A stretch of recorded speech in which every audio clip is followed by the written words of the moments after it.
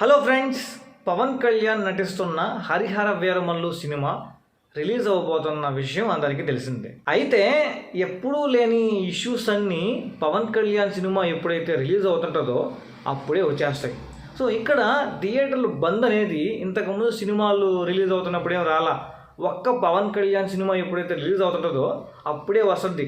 అంటే అప్పుడే టికెట్ రేట్లు పెంచాలనో లేకపోతే బంద్ అనో ఏదో ఒక విధంగా పవన్ కళ్యాణ్ గారి సినిమాని ఆపడానికి ప్రయత్నిస్తున్నారు.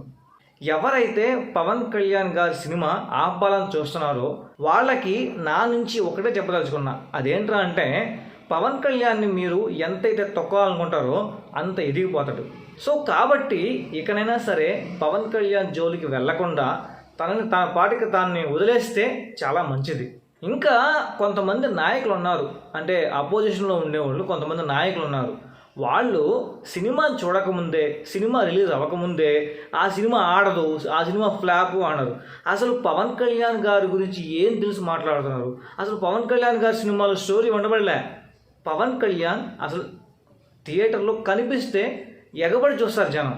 అది పవన్ కళ్యాణ్ గారి సత్తా. అంటే ఇక్కడ నేను చెప్పదలుచుకుంది ఏంటంటే, పవన్ కళ్యాణ్ గారి గురించి పట్టించుకోవడం మానేసి ఇంక ఏదైనా సరే అంటే ప్రజలకి ఎలా మంచి చేయాలా అనే పాయింట్ మీద దృష్టి పెట్టండి. అప్పుడు ఆటోమేటిక్గా జనాభా మీ సైడ్కి వచ్చి ఓట్లు వేస్తారు. అంతేగాని పవన్ కళ్యాణ్ని దించాలని చూస్తే మీకేమొస్తుంది? ఏమి రాదు, ఓట్లేమి రావు. మీరు ప్రజలకు మంచి చేస్తే ఓట్లు వస్తాయి. ఇక ఫైనల్గా నేను చెప్పదలుచుకుంది ఏంటంటే, పవన్ కళ్యాణ్ గారిని అసలు టచ్ చేయకుండా అలానే వదిలేసేయండి.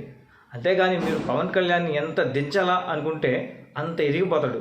అది మ్యాటరు. ఇక మీ అభిప్రాయాన్ని కింద కామెంట్ రూపంలో తెలియజేయండి. ఇంతే ఫ్రెండ్స్ ఈ వీడియోలో. మరి నెక్స్ట్ వీడియోతో మీ ముందుకు మంచి కంటెంట్తో, మంచి ఇన్ఫర్మేషన్తో వచ్చేస్తాను. అంటే థ్యాంక్ యూ, బై బాయ్.